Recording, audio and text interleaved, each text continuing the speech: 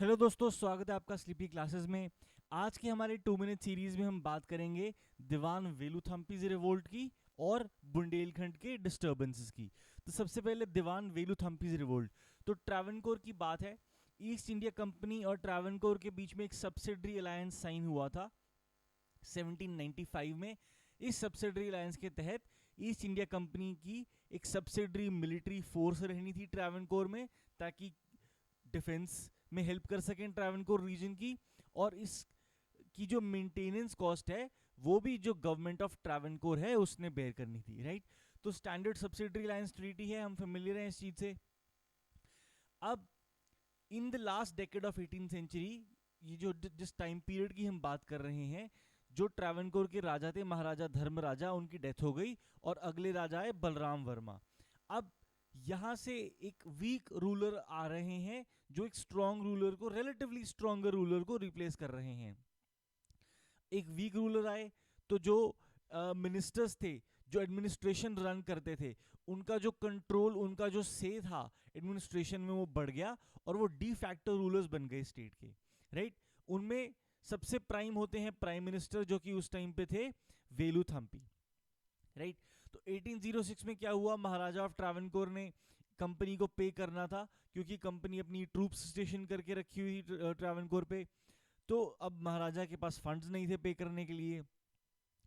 तो कंपनी ने कहा कि ठीक है, आपको 2 साल तक हमने आपका हाफ रिमिट कर दिया और आप उसके बाद हमें 2 साल बाद पे कर सकते हैं, राइट। और अभी के लिए अगर मिलिट्री कट्स की, कुछ बजटरी कट की रिक्वायरमेंट है तो हम देख लेंगे, ताकि आप बाद में 2 साल बाद हमें पूरा पे कर दें। 2 साल हो गए, 1807 में राजा के पास अभी भी पैसे नहीं थे देने के लिए। और राजा ने कहा कि आपने जो हमसे हाफ पैसे लेने हैं, इसको आप जाने दो, let this go.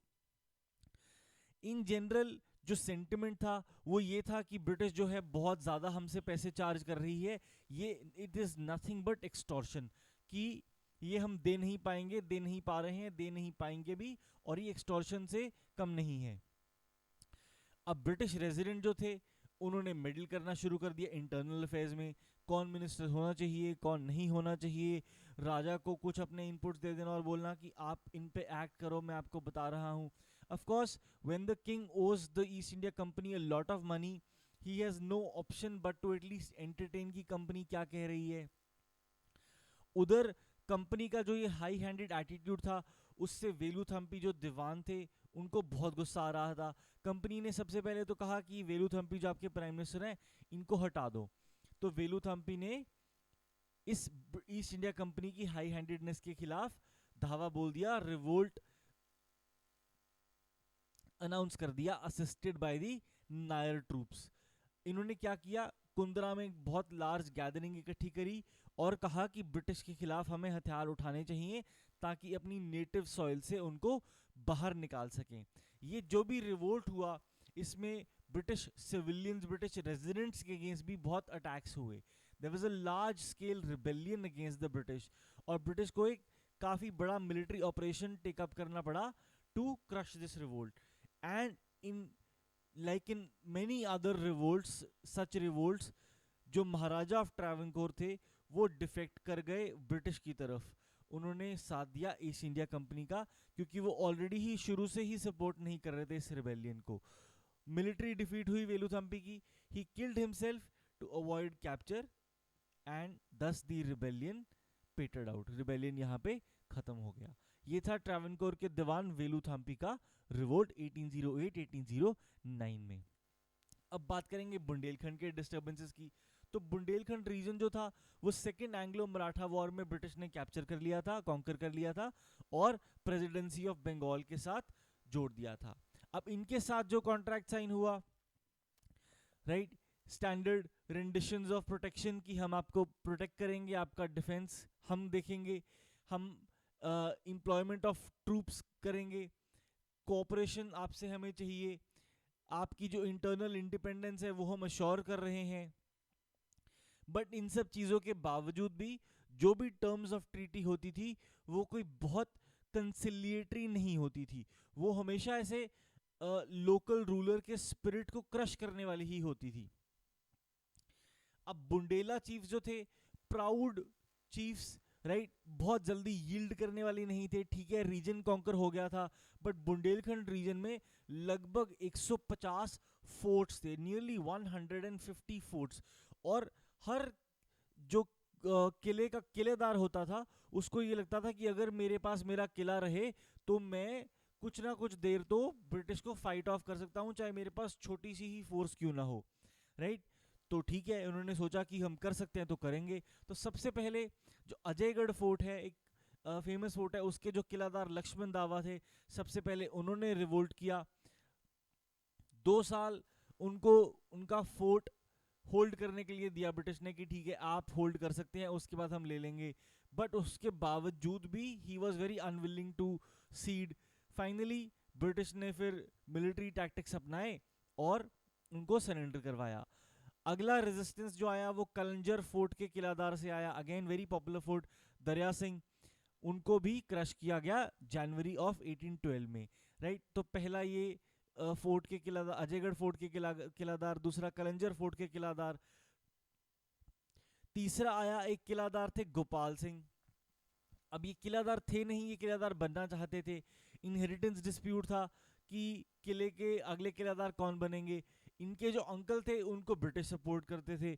Again classic east India company manoeuvre कि ब्रिटिश किसी और को सपोर्ट कर रहे हैं और दूसरी पार्टी कोई और है, राइट। तो दोनों पार्टीज आपस में लड़ाई करेंगी और ब्रिटिश बीच में मेडल करके क्रश कर देंगे और अपना जो पपेट रिप्रेजेंटेटिव है उसको गद्दी पे बिठा देंगे, राइट। तो ठीक है, गोपाल सिंह लेकिन लक्ष्मण दावा या दरिया सिंह जैसे नहीं थे। गोपाल सिंह ने ब्रिटिश के सारे विजिलेंटी और मिलिट्री टैक्टिक्स को इवेड किया लगभग 4 साल।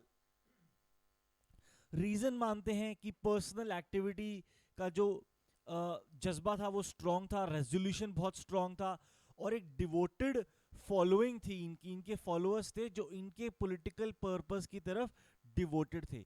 इस वजह से ये 4 साल तक ब्रिटिश को इवेड कर पाए। इवेंचुअली ब्रिटिश ने इनको क्रश कर दिया, लेकिन इससे एक लेसन लेते हुए ब्रिटिश ने क्या किया, जितने भी बुंडेला चीफटेन्स थे उनके साथ कॉन्ट्रैक्ट साइन किए कॉल्ड इकारनामाज। कॉन्ट्रैक्ट साइन किए और वहां पे लिखित में लिया उनसे कि आप ऑन गोइंग जितने भी रिबेलियंस हैं उनमें हमारी हेल्प करेंगे, उनके लीडर्स को शरण नहीं देंगे, उनके लीडर्स की फैमिलीज को शरण नहीं देंगे, हमारी हेल्प करेंगे उन रिवोल्ट्स को क्रश करने के लिए। और अगर फ्यूचर में ऐसा कोई भी रिबेलियन रिवोल्ट होता है तो आप उसको पनाह नहीं देंगे और आप उसको क्रश करने में हमारी हेल्प करेंगे, right. So this is how they control the revolting chieftains of Bundelkhand, right. आज के 2 मिनट सीरीज में इतना ही, मिलेंगे नेक्स्ट वीक के 2 मिनट सीरीज में, तब तक के लिए थैंक यू। एक छोटा सा यहाँ पे आपको रिमाइंडर कि हमारे जो ऑनगोइंग क्रैश कोर्स था उसको हमने इंडिविजुअल सब्जेक्ट्स में ब्रेक कर दिया है, polity, history, economy, science and tech, geography and environment. अगर आपको कोई पर्टिकुलर सब्जेक्ट में लगता है कि आप वीक हैं, आप रिवाइज करना चाहते हैं, प्रीलिम्स के लिए तैयारी करना चाहते हैं ज़्यादा एक्सटेंसिवली, तो आप इंडिविजुअल सब्जेक्ट वाइज भी ले सकते हैं। एंड जो फुल लेंथ टेस्ट हैं वो इस संडे से शुरू हो जाएंगे। पहला फुल लेंथ टेस्ट इस संडे आएगा। 6 फुल लेंथ टेस्ट हैं। अगर आपको लगता है कि आप सब्जेक्ट वाइज प्रिपेयर कर चुके हैं और सिर्फ फुल लेंथ टेस्ट देके अपनी प्रिपरेशन गेज करना चाहते हैं तो आप सिर्फ फुल लेंथ टेस्ट के लिए भी एनरोल कर सकते हैं। फुल लेंथ टेस्ट का भी एक बंडल है, राइट। तो ये छोटी सी पीस ऑफ इंफॉर्मेशन हमारी तरफ से। मिलेंगे आपसे नेक्स्ट वीक के 2 मिनट सीरीज में, तब तक के लिए थैंक यू।